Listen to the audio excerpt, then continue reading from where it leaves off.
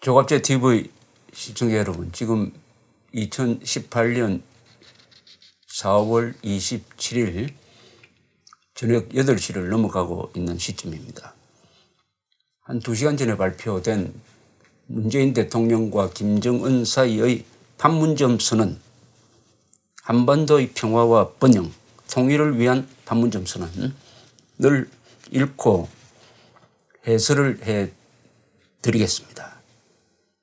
이 내용은 2007년에 발표되었던 노무현 김정일 회담에서 나온 14선언과 한 60%가 겹칩니다.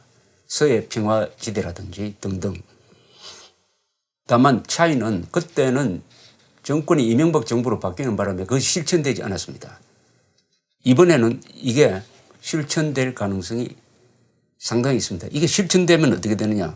한국의 안보는 위태롭게 되고 국론 분열은 심해질 것이고 한미동맹은 균열이 될 것이고 더구나 북한의 핵 폐기는 불가능하게 될 것입니다. 이 선언문을 읽어보면은 감정적 민족주의 또는 원초적 민족주의, 이것도 좋은 말이고 사실은 가짜 민족주의, 인종주의에 기반한 이른바 우리 민족끼리 이것을 앞세운 선동이라는 것을 잘 알 수가 있습니다. 이것은 전체가 어떤 국가가 할 수 있는 말을 넘어서서 일종의 운동권 선언문입니다. 그리고 상당 부분은 관념적이고 환상적이고 그리고 정확하지가 않습니다. 애매모호합니다. 가장 중요한 게 가짜 민족주의를 앞세워가지고 대한민국의 반공자유민주법치 체제를 유지해왔던 안보 체제를 와해시키려는 문서라고 보는 게 정확할 것입니다. 반공의식을 부인하고 한미동맹을 약화시키고 대북 제재에 구멍을 내고 그리고 핵 문제 해결을 어렵게 만드는, 따라서 5천만 국민들의 안보가 위태롭게 되는 방향의 합의문입니다. 양 정상은 한반도에 더 이상 전쟁은 없을 것이며 새로운 평화의 시대가 열렸음을 8천만 우리 결의와 전 세계에 엄숙히 천명하였다. 이게 말이 됩니까? 한반도에 더 이상 전쟁은 없을 것이며 말로 할 수가 있습니까?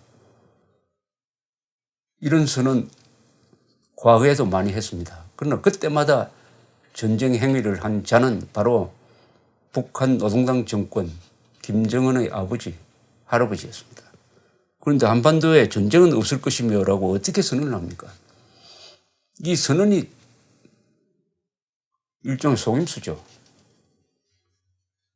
전쟁이 없도록 만드는 게 중요하지. 전쟁이 없을 것이다. 아니, 미래의 일을 어떻게 이렇게 점을 칠 수가 있습니까? 더구나 전쟁 범죄자와 함께 피해자인 문재인 대통령이 가해자인 김정은과 함께 핵 폐기도 하지 않았는데 핵을 폐기한 다음에 이런 선언이 나와야 되는 거 아니겠습니까? 핵 폐기의 제1보도 듣기 전에 어떻게 전쟁이 없다고 미리 선언을 합니까? 더구나 평화의 시대가 열렸다. 8천만 우리 결의와 전 세계에 엄숙히 천명하였다. 말로 평화가 이루어지고 말로 전쟁이 끝난다면 이 세계는 벌써 파라다이스가 되었을 것입니다. 양 정상은 냉전의 산물인 오랜 분단과 대결을 하루빨리 종식시키고 민족적 화해와 평화 번영의 새로운 시대를 과감하게 열어나가며 남북관계를 보다 적극적으로 개선하고 발전시켜 나가야 한다는 확고한 의지를 담아 역사의 땅 판문점에서 다음과 같이 선언하였다. 자, 이거 따져봐야 됩니다. 양 정상은 냉전의 산물인 오랜 분단과 대결, 이거 틀렸습니다. 냉전의 산물이 아닙니다. 냉전은 이미 끝났습니다. 그러면은 분단과 대결이 없어져야죠. 이것은 북한 노동당 정권 전쟁 범죄자들이 계속 한국을 도발하고 국제법을 지키지 않고 핵무장을 지속하면서 수시로 대한민국 대통령을 암살하려 하고 외국까지 쫓아가서 아웅산 테러하고 비행기 폭파하고 천안함 공격하고 연평도 포격한 그 결과로서 지금 분단과 대결이 지속되고 있는 것입니다. 이 책임을 완전히 흐리고 있습니다. 그러면서 민족적 화해와 평화 번영의 새로운 시대를 어떻게 엽니까? 원인 진단이 틀려먹었는데 분단과 대결의 원흉이 김정은인데 김정은이가 말하는 민족적 화해와 평화 번영은 이거 사기 아닙니까? 사기. 그 다음에 해놓고 1 이렇게 나옵니다. 1. 이 민족이라는 이름이 많이 나옵니다. 여러분 북한이 말하는 민족은 김일성 민족입니다. 한민족이 아닙니다. 그런데 민족 이렇게 되어 있습니다. 민족이 나올 때마다 한국의 안보 구조를 하나씩 해체해 나가는 그런 구조입니다. 민족이 여기 완전히 독약이 되고 있습니다. 또는 마취제 역할을 하고 있습니다. 1. 남과 북은 남북관계의 전면적이며 획기적인 개선과 발전을 이루감으로써 끊어진 민족의 혈맥을 잇고 공동번영과 자주통일의 미래를 앞당겨 나갈 것이다. 이거 얼마나 거창하고 관념적이고 이 말 읽어보면은 실천은 불가능한 아주 이게 뭐라고 그럴까요? 무슨 설교문 같기도 하고 하나하나 따져보면 여기서도 이제 말이 안 되는 게 나옵니다. 남과 북은 남북관계의 전면적이며 획기적인 개선과 발전을 이루감으로써 끊어진 민족의 혈맥을 잇는다. 이게 참 골치 아픈 표현입니다. 끊어진 민족의 혈맥을 잇는다. 이게 무슨 말이죠? 끊어진 민족의 혈맥을 잇는다. 그러면 휴전선을 없애겠다는 이야기겠죠. 민족이 하나가 되자는 이야기이기도 하겠죠. 하나가 될 수 있습니까? 하나가 되려면은 북한 노동당 정권이 없어져 주어야죠. 그렇게 해야 자유민으로서 만날 수 있는 거 아닙니까? 북한 노동당 정권이 2,500만 한민족을 난쟁이로 만들고 로봇으로 만들고 영양실조로 만들고 한국인보다 키가 남한 사람보다 12cm나 짧게 만들고 평균 수명은 12년이나 짧게 살게 만들어 놓고 민족의 혈맥을 이으면은 어떻게 됩니까? 이을 수가 있습니까? 체제가 다르고 이념이 다르고 가치관이 다른데 어떻게 있습니까? 유일한 방법은 김정은 정권이 붕괴되는 것입니다. 그렇게 해서 자유로운 상태에서 남북한이 통일을 하는 것이죠. 그게 자유통일입니다. 그런데 그런 노력은 하나도 보이지 않습니다. 끊어진 민족의 혈맥을 잇는다는 거창한 명분을 내세워 놓고 그 다음에 여러 가지 한국의 안보를 집중적으로 해치는 구체적인 행동 계획이 쭉 나옵니다. 남북관계를 개선하고 발전시키는 것은 온결의 한결같은 소망이며 더 이상 미룰 수 없는 시대의 절박한 요구이다. 여기서 온결의가 누굽니까? 김정은이 여기 우리 결의에 들어갈 수가 있습니까? 김일성, 김정일, 김정은은 민족 반역자입니다. 민족 도살자입니다. 이 세 사람이 죽인 사람의 숫자는 수백만을 헤아립니다. 거의 전부 다가 한민족을 그렇게 죽였습니다. 어떤 외국인보다도 더 많이 죽인 사람입니다. 그런데 결의를 이야기할 수 있고 민족을 이야기할 수가 있습니까? 가짜 민족주의를 앞세워가지고 한국인들을 들뜨게 만들어서 눈을 멀게 한 다음에 한국의 안보 구조를 하나씩 해체해 나가겠다는 합의입니다. 어떻게 문재인 대통령이 이런 합의문에 도장을 찍었느냐? 1. 남과 북은 우리 민족의 운명은 우리 스스로 결정한다는 민족 자주의 원칙을 확인하였으며 이미 채택된 남북선언들과 모든 합의들을 철저히 이행함으로써 관계 개선과 발전의 전환적 국면을 열어나가기로 했다. 이것도 좋은 말은 다 모아놨는데 다 북한이 깨어버린 약속을 또 한 번 이행하겠다고 거짓 약속한 것이죠. 민족의 운명을 우리 스스로 결정한다. 여기서 또 민족이 나왔습니다. 민족이 한 번 나올 때마다 한국인들은 판단력이 흐려집니다. 민족의 운명은 우리 스스로 결정한다. 말은 좋죠. 그런데 민족이 누구냐? 북한은 대한민국의 애국자를 민족으로 인정하지 않고 우리는 김정은 집단을 민족으로 인정할 수가 없습니다. 그러면은 민족이란 개념 규정을 더 정확하게 해야죠. 최소한 동족 학살범은 동족을 치는 전쟁 범죄자는 민족에서 제외해야죠.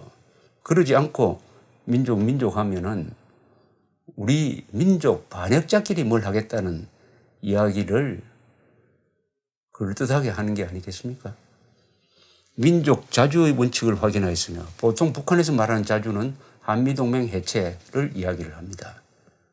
이미 채택된 남북선언들과 모든 합의들을 철저히 이행함으로써 관계 개선과 발전이 전환적 국면을 열어나가기로 했다. 남북관계는 남북 사이에서 이루어진 모든 합의는 다 북한이 깼습니다. 가장 좋은 1991년의 남북 기본 합의서도 북한이 깼어요. 거기에 대한 사과, 개선 방향은 이야기하지 않고 또 그것을 이행한다고 하는데 누가 보장합니까? 이행하는지 안 하는지 누가 보장합니까? 이걸 누가 강제를 합니까? 이행하지 않으면 벌을 준다는 조항이 여기 있어야 될 거 아닙니까? 그 다음에 또 이렇게 나옵니다. 남과 북은 민족적 화해와 단합의 분위기를 고조시켜 나가기 위하여 각계각층의 다방면적인 협력과 교류 왕래와 접촉을 활성화하기로 했다. 이거 과거에 많이 나온 이야기입니다. 그런데 여기서 민족적 화해라는 말은 무슨 뜻입니까? 민족적 화해를 하려면은 민족적 화해를 제일 깨친 6.25 전범 행위에 대해서 사과하고 배상하고 국군포로 아직 억류하고 있는 사람들 돌려주고 납북자 20만 명 중에 살아있는 사람 돌려줘야 하는 것 아닙니까? 그런 걸 할 리가 없죠. 그런 거 한다는 이야기는 없습니다.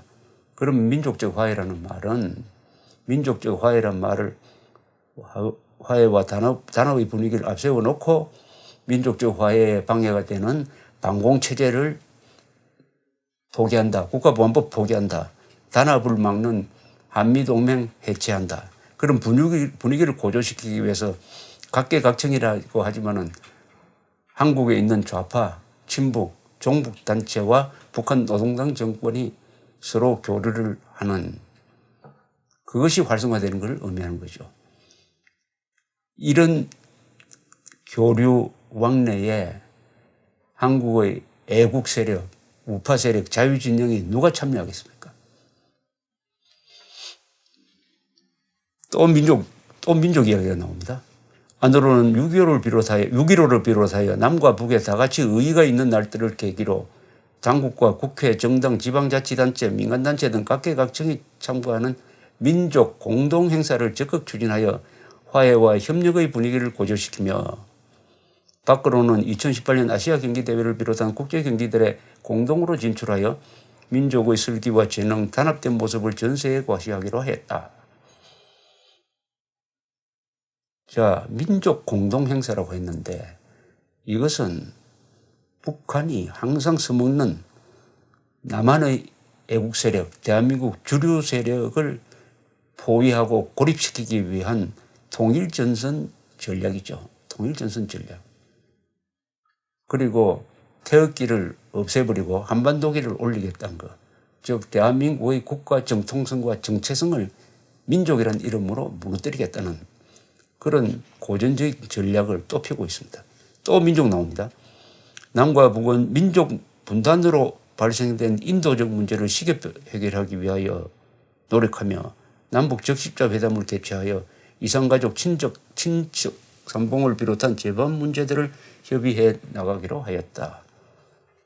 민족 분단으로 발생한 게 아니고 북한의 전쟁 범죄 행위로 발생한 인도적 문제죠.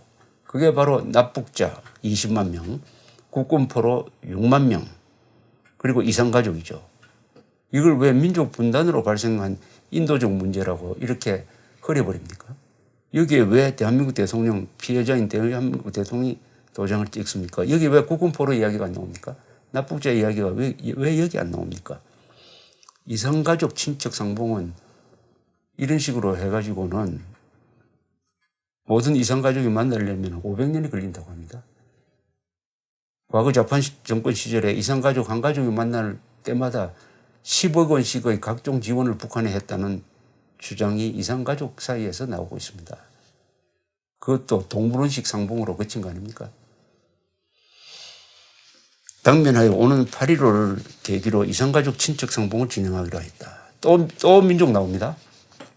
남과 북은 민족 경제의 균형적 발전과 공동 번영을 이룩하기 위하여 14선언에서 합의된 사업들을 적극 추진해 나가며 1차적으로 동해선 및 경의선 철도와 도로들을 연결하고 현대화하여 활용하기 위한 실천적 대책들을 취해 나가기로 했다. 이거는 완전히 대북 제재를 흔들겠다는 겁니다. 민족의 이름으로 대북 제재를 흔들겠다는 겁니다. 민족 경제의 균형적 발전을 하려면은 대한민국 경제가 스스로 내려앉아야 됩니다. 그렇게 해야 북한과 균형적 발전이 되는 거 아닙니까? 14선언에서 나오는 유무상통, 없는 사람과 있는 사람이 서로 나누어 갖자. 이 강도심보죠. 이런 것과 비슷한 이야기입니다. 민족 경제의 균형적 발전. 이것은 대한민국 경제를 망가뜨리는 게 북한과 키를 맞추는 것이다 하는 이런 쪽으로 아마 해석될 가능성이 많습니다. 그리고 14선에서 합의된 사업들은 대부분 다 우리가 북한에 뭐 해주고 하는 돈 쓰는 겁니다. 몇십 조가 들어간다는 계산이 그때 나왔습니다. 이것은 대북 제재를 허물겠다는 겁니다. 더구나 비핵화를 하기도 전에 이 이야기부터 꺼내면은 비핵화를 하고 싶은 마음이 안 생기죠. 이게 실천되는 과정에서는 아마 한미 관계라든지 한국과 국제사회의 갈등이 예상됩니다. 그리고 남북 공동연락사무소를 개성지역에 설치한다. 왜 개성지역에 설치합니까? 남북 공동연락사무소를 판문점에 설치하든지 중립지대에 설치를 해야죠. 일단 여기까지 제가 설명을 드렸습니다. 요약하면은 가짜 민족주의를 앞세운, 그러니까 민족 반역자 김일성 세력을 민족의 챔피언으로 축혀 올리면서 한국의 방공체제, 한미동맹, 그리고 핵문제, 대북제재를 허물어서 한국의 안보를 해체하겠다는데, 김정은이 그렇게 나오는 것은 뭐 당연하지만 여기에 문재인 대통령이 도장을 찍었습니다. 여러분, 2018년 4월 27일 밤 8시 20분을 넘어가고 있는 시점입니다. 문재인, 김정은 두 사람이 발표한 한반도의 평화와 번영, 통일을 위한 판문점 선언 해설해드리고 있습니다. 앞선 해설에서는 가짜 민족주의를 앞세워가지고 대한민국의 안보체제를 전면적으로 해체하려는 흉계가 들어있는 아주 위험천만한 문서라고 말씀드렸습니다. 두 번째는 비핵화 문제 등 이른바 긴장 완화를 위한 여러 가지 약속과 선언을 분석해 드리겠습니다. 이 선언문 2가 주로 그 항목입니다. 2. 남과 북은 한반도에서 첨예한 군사적 긴장 상태를 완화하고 전쟁 위험을 실질적으로 해소하기 위하여 공동으로 노력해 나갈 것이다. 1. 남과 북은 지상과 해상, 공중을 비롯한 모든 공간에서 군사적 긴장과 충돌의 근원으로 되는 상대방에 대한 일체의 적대 행위를 전면 중지하기로 했다. 야, 이게 이제 앞으로 골칫거리입니다. 일체의 적대 행위를 전면 중지하기로 했다. 그런데 적대 행위를 누가 해야 합니까 지금? 지금까지 적대 행위는 북한이 했고 우리는 적대 행위를 한 게 아니라 방어적 행위를 했을 뿐입니다. 그런데 이 적대 행위를 누가 원인 제공자인지 누가 피해자인지를 가리지 않고 적대 행위를 무조건 전면 중지하기로 한다면은 우선 한미 군사훈련은 적대 행위가 아닌데 북한은 적대 행위라고 생각을 할 테니까 그거 중단하자는 이야기가 나올 것입니다. 그런데 한미 군사훈련이 중단되면은 한미 동맹은 작동할 수 없습니다. 주한미군은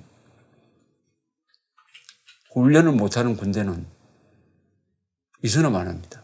움직이지 않는 고철 덩어리하고 비슷합니다. 군대는 평소는 훈련하는 조직이고 전시에는 전쟁하고 싸우는 조직입니다. 훈련과 전투는 같습니다. 적대 행위를 전면 중지한단 말이 이 말이 도대체 어떻게 논의되고 시행되고 할 것이냐. 그게 바로 국론을 분열시키고 한미동맹을 이간질시키게 될 것입니다. 더구나 북한이 비핵화를 하지 않은 상태에서 천안함 폭침을 사과 인정도 하지 않는 상태에서 적대 행위 전면 중지하자.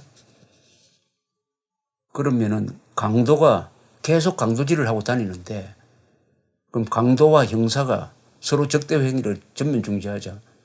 그러면 강도를 체포하지 말자는 이야기이든지 강도 행위를 그냥 막으려 들면 그것이 적대 행위다 해가지고 강도가 오히려 형사를 고발하는 그런 꼴을 만들지도 모릅니다. 당면하여 5월 1일부터 군사분계선 일대에서 확성기 방송과 전단산포를 비롯한 모든 적대 행위들을 중지하고 그 수단을 철폐하며 앞으로 비무장지대를 실질적인 평화지대로 만들어 나가기로 하였다. 비무장지대에서 도발은 북한이 도맡아서 했는데 거기에 대한 대응수단, 확성기 방송은 이것은 완전히 확성기 방송 중단이야말로 민족 반역 행위입니다. 북한 주민들한테 진실을 전해줘야 될 거 아닙니까? 북한 주민들도 세상이 어떻게 돌아가는지 알 권리가 있지 않습니까? 대북 확성기 방송이 바로 진실을 전하고 자유를 전하는 것인데 그것을 가장 두려워하는 김정은을 위해서 자유를 누리는 문재인 대통령이 대북 확성기 방송을 중단시킨다? 전단살포를 못하게 한다 하는 것은 이것은 독재자에 대한 굴종이고 독재를 강화시켜주는 민족 반역 행위입니다.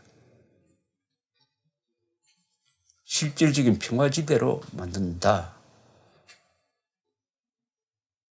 글쎄요. 실질적인 평화지대로 만든다. 실질적인 평화지대로 만들려면은 비무장지대를 실질적인 평화지대로 만들려면은 어떻게 해야 됩니까? 지금이 실질적인 평화지대입니다. 왜 그러냐? 북한이 적대 행위를 하면 우리가 응징할 수 있는 수단이 있으니까요. 겁이 나서 도발을 못합니다. 그래서 평화지대가 형성이 되었습니다. 그런데 적대 행위를 서로 안 한다고 하면은 강도가 개과천선해가 자수를 합니까? 불가능하죠. 평화지대로 만들려면은 강력한 억지력을 유지해야 됩니다. 강력한 억지력을 폐지하면은 평화지대가 분쟁지대로 가는 거죠. 이거 분쟁지대로 만들겠다는 겁니다.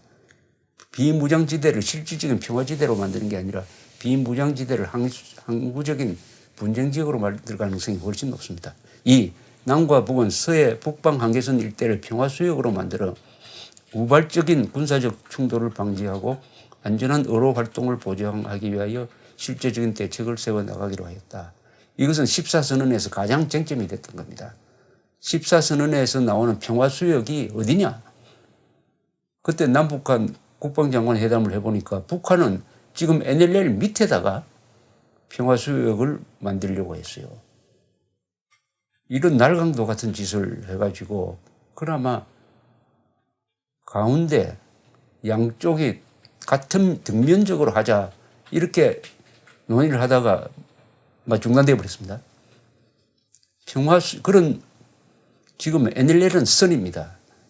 그 위에다가 NLL을 없애버리고 평화수역이라고 그래가지고 면을 만들어 놓으면은 지키기가 매우 힘듭니다. 그 평화수역 안에서 남북한 배가 뒤엉키고 하면은 분쟁 가능성이 훨씬 높아집니다. 바로 북한은 그것을 노리는 것이죠. 더구나 수도권을 방어하는 대한민국의 옆구리입니다. 측면입니다. 이것을 철통같이 지켜야 되는데 이쪽에 분쟁 지역을 만들어 놓으면 어떻게 됩니까? NLL이 사실상 무력화되는 것이죠. 휴전선과 NLL이 동시에 분쟁 지역화될 가능성이 상당히 많습니다.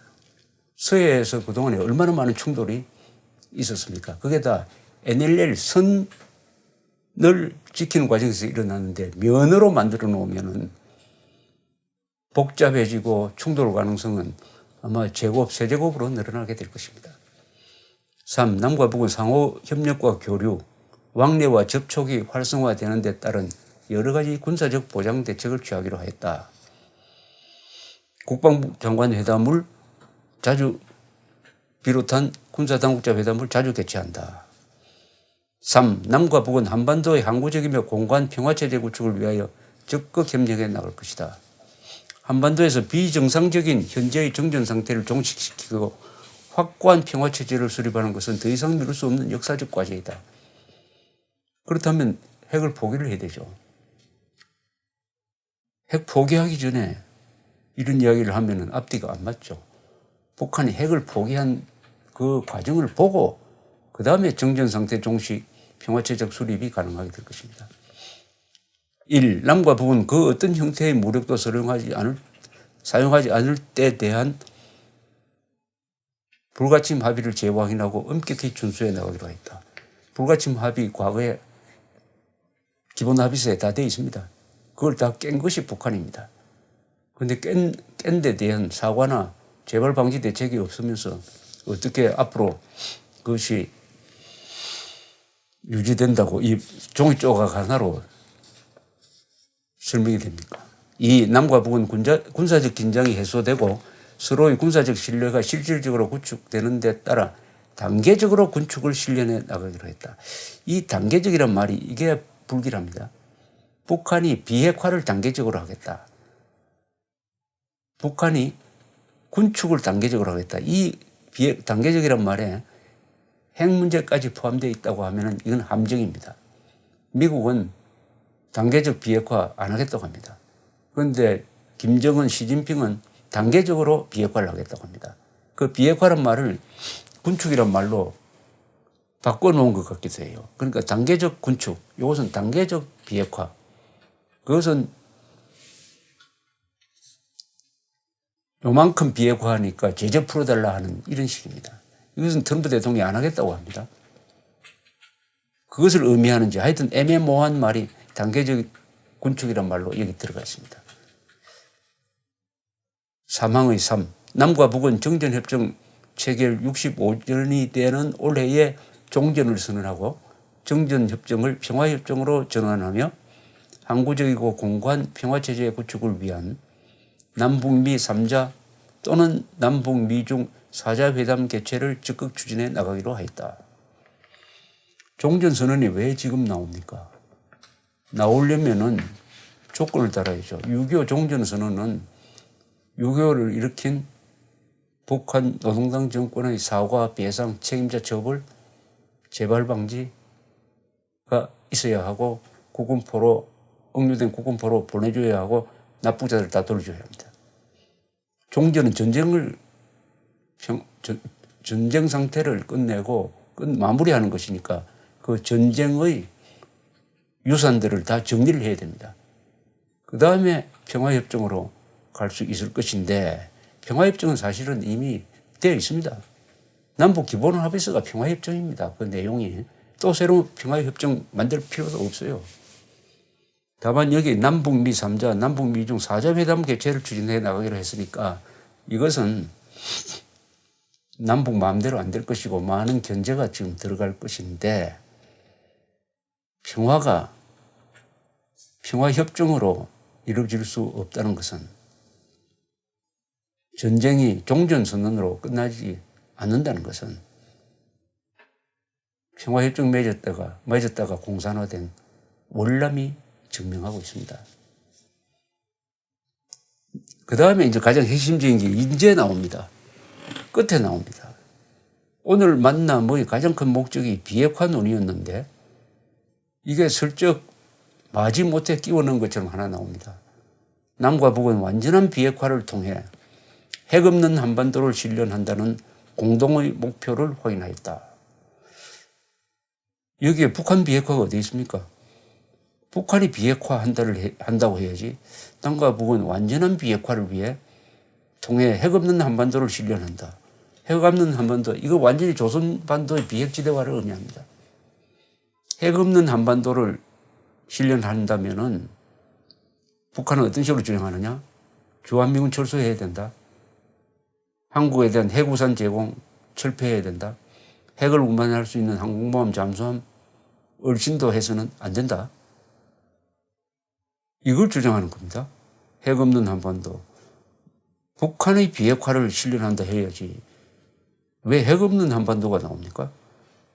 완전한 비핵화는 핵 없는 한반도를 수식하는 거니까 완전한 조선반도의 비핵지대화, 즉 한미동맹의 완전한 종결, 핵우산의 완전한 폐기를 의미하는 겁니다. 북한 비핵화 선언은 없습니다. 완전한 비핵화의 해석을 가지고 지금 앞으로 계속 시비를 붙일 겁니다. 완전한 비핵화. 미국은 완전한 북한의 비핵화라고 생각할 거고 북한은 완전한 미국의 비핵화, 조선반도의 비핵화다 이렇게 나올 것입니다. 또 골칫거리 하나가 여기 들어가 있습니다. 남과 북은 북측이 취하고 있는 주동적인 조치들이 한반도 비핵화를 위해 대단히 의의 있고 중대한 조치라는 데 인식을 같이 하고 앞으로 각기 자기의 책임과 역할을 다하기로 했다. 이것은 문재인 대통령이 김정은한테 속아 넘어갔든지 아니면 자진해서 넘어갔든지 김정은의 핵 전략에 동조하고 있다는 이야기입니다. 왜냐? 북측이 취하고 있는 주동적인 조치가 뭡니까? 그게 지난주에 발표된 북한 노동당의 전원회의 결정 아닙니까? 그 결정을 보면은 주동적인 조치가 이겁니다. 이제는 우리는 핵무력을 완성했다. 앞으로는 책임 있는 핵 보유국으로서 세계 평화를 위해 노력하겠다. 이거예요. 이것을 상당히 높게 평가한다고 했습니다. 그렇다면 이것은 문재인 정부는 북한을 핵 보유국으로 인정하겠다는 이야기하고 똑같습니다. 어떻게 이런 합의가 나왔는데 이걸 비핵화라고 부를 수 있는지, 북한이 비핵화라고 부를 수 있는 대목은 하나도 없습니다. 저 뒤에 이렇게 나오거든요. 남과 북은 한반도의 비핵화를 위한 국제사회의 지지와 협력을 위해 적극 노력하기로 했다. 한반도 비핵화입니다. 남과 북은 북한의 비핵화를 이렇게 써야죠. 한반도 비핵화. 지금 한국에 남한에 무슨 핵무기가 있습니까? 그러나 북한은 있다는 거예요. 그게 바로 미국이 제공하는 핵우산, 주한미군, 사드까지 포함될 겁니다. 이 문장은 주한미군 철수, 핵우산 철거에 합의했다. 이렇게 해석하는 것이 더 정확할 것입니다. 한미동맹 와해를 합의했다.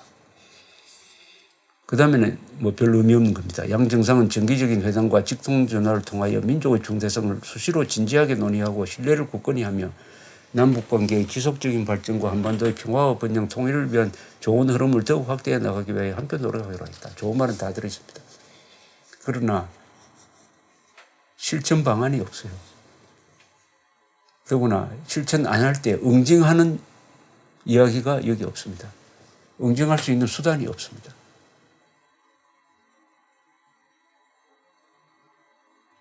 자, 결론적으로 비핵화 합의에 실패했습니다.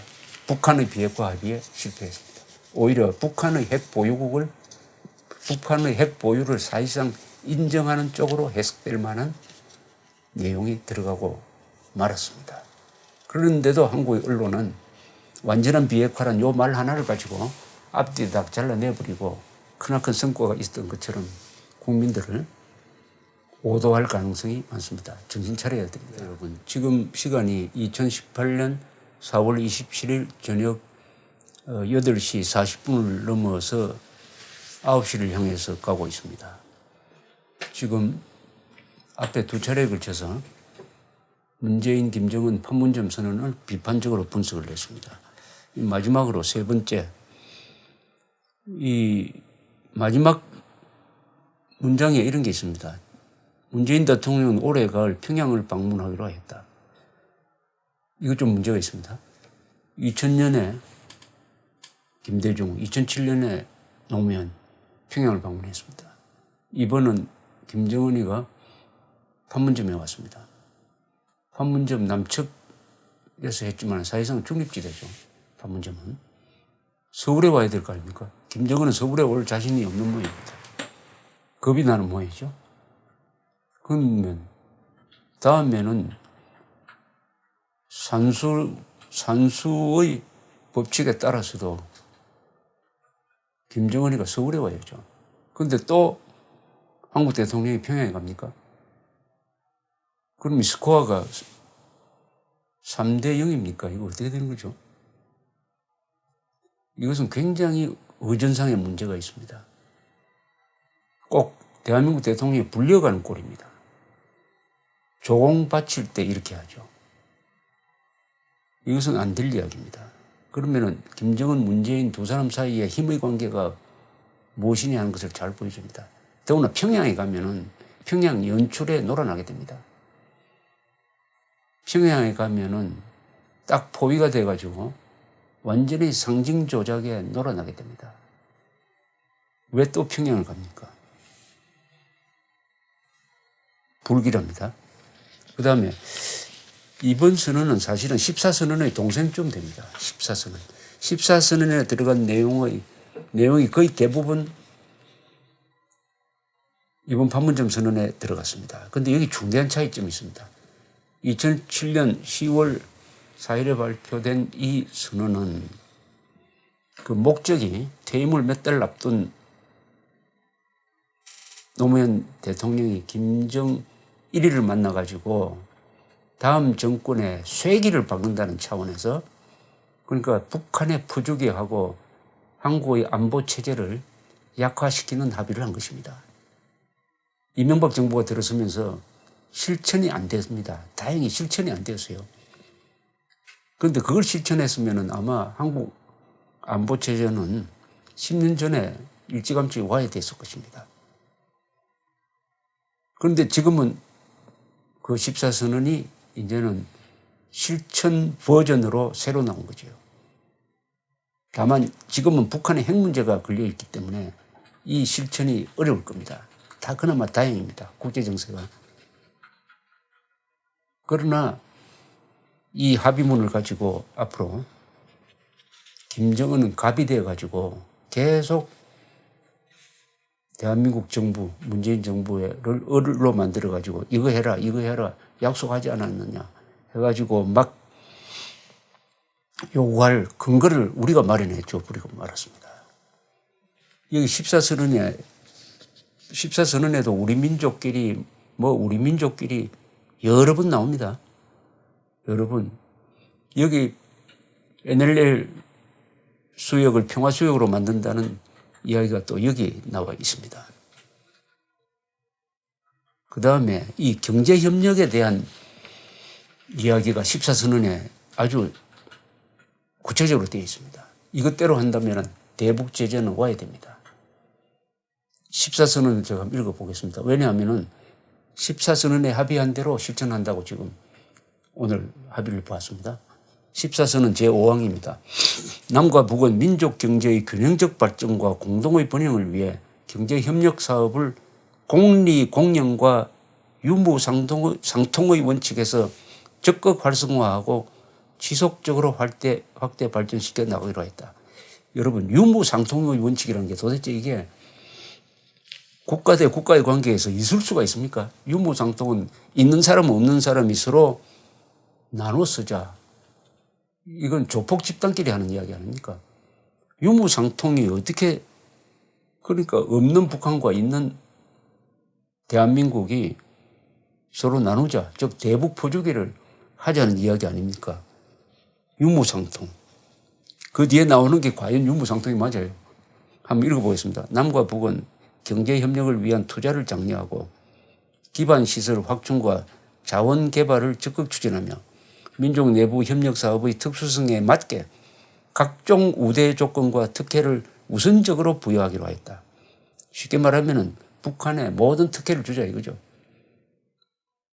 그것을 민족 내부 협력 사업의 특수성이라고 했습니다. 남과 북은 해주 지역과 주변 해역을 포괄하는 서해 평화 협력 특별지대를 설치하고 공동 의료구역과 평화 수역 설정, 경제 특구 건설과 해주항 활용, 민간 선박의 해주 직항로 통과, 이래 되면 NLL 구멍이 납니다. 한강 하구 공동 이용 등을 적극 추진해 나가기로 했다. 남과 북은 개성공업지구 1단계 건설을 빠른 시일 안에 완공하고 2단계 개발에 착수하며 문산 봉동간 철도 화물 수송을 시작하고 통행통신 통관 문제를 비롯한 제반 제도적 보장 조치들을 조속히 완비해 나가기로 했다. 남과 북은 개성 신의주 철도와 개성 평양 고속도로를 공동으로 이용하기 위해 개보수 문제를 협의 추진해 가기로 하였다. 남과 북은 안병과 남포에 조선협력단지를 건설하며 농업, 보건, 의료, 환경보호 등 여러 분야에서의 협력사업을 진행해 나가기로 하였다. 남과 북은 남북경제협력사업의 원활한 추진을 위해 현재의 남북경제협력추진위원회를 부총리급 남북경제협력공동위원회로 격상하기로 했다. 완전히 백화점식으로 늘어놓았는데 전부가 대한민국이 북한에 해주는 겁니다. 우리한테 돌아오는 거 없고 북한에 해주기 위해서 북한에 돈을 주든지 북한 사람 고용하든지 하는 과정에서 대북 제재가 와야 되고 북한의 현금 수입을 많이 거두게 될 것입니다. 이런 약속을 한 겁니다. 이런 약속을 했습니다. 그리고 14선언에도 핵 문제가 적혀 있었어요.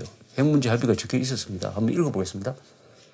북은 한반도 핵 문제 해결을 위해 6자 회담, 9.19 공동성명과 2.13 합의가 순조롭게 이행되도록 공동으로 노력하기로 하였다. 남과 북은 한반도 핵 문제 해결을 위해 6자 회담, 9.19 공동성명, 2.13 합의가 순조롭게 이행되도록 공동으로 노력하기로 했다. 이게 오히려 오늘 발표된 것보다 북한의 비핵화를 더 확실히 하고 있습니다. 그러니까 오늘 발표문은 11년 전의 14선언보다 후퇴한 겁니다. 왜냐하면 14선언은 그나마 비록 한반도 핵 문제 해결이라고 했지만은 9.19 공동성명 2.13 합의를 한다고 했는데 이 9.19 공동성명은 북한의 핵 폐기를 구체적으로 명시하고 있습니다. 2005년 9월 19일 공동성명은 북한 핵을 폐기한다. 핵을 폐기하면은 뭐뭐 해준다는 이야기가 구체적으로 적힌 겁니다. 오늘은 이 정도도 하지 않았어요. 오늘은 9.19 공동성명을 지키자는 이야기도 나오지 않았습니다. 그러니까 14선언보다 더 후퇴한 합의가 이루어졌는데 언론은 완전한 비핵화에 합의한 것이 마치 완전한 북한의 비핵화인 것처럼 국민들한테 왜곡된 정보를 쏟아내고 있을 것입니다. 지금 이 시점에서. 이 14선언은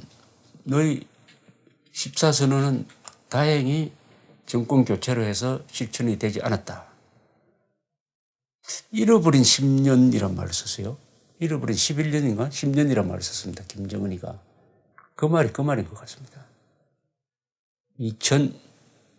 2007년 이후에 한국에서 우파 정권이 10년간 계속 되니까 이 14선언에서 하려고 했던 게 뭐냐.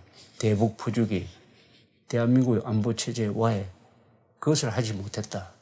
그래서 잃어버린 10년이다. 잃어버린 세월이다. 이렇게 아쉬움을 토로한 게 아닌가 그렇게 생각합니다. 이 14선언을 이어받은 판문점 선언이 현실화된다면 대한민국은 국론이 분열되고 아마 거의 내전적 상황으로 빠져들 가능성이 있습니다. 다만 미국의 트럼프 대통령이 오늘 발표된 이것을 어떻게 해석하고 어떻게 대응하느냐가 하나의 변수입니다. 트럼프 대통령이 바라는 게 이런 상황은 아니겠죠. 트럼프 대통령이 북한의 핵 보유국화를 바라는 것은 아닐 것입니다. 트럼프 대통령이 조선반도의 비핵화의 취지에 따라서 핵우산 제공을 포기하고 주한미군 철수하고 한미동맹을 해체하는 것을 바라지는 않을 것입니다. 트럼프 대통령에게 상당한 책임도 있고 많은 것이 달려 있습니다.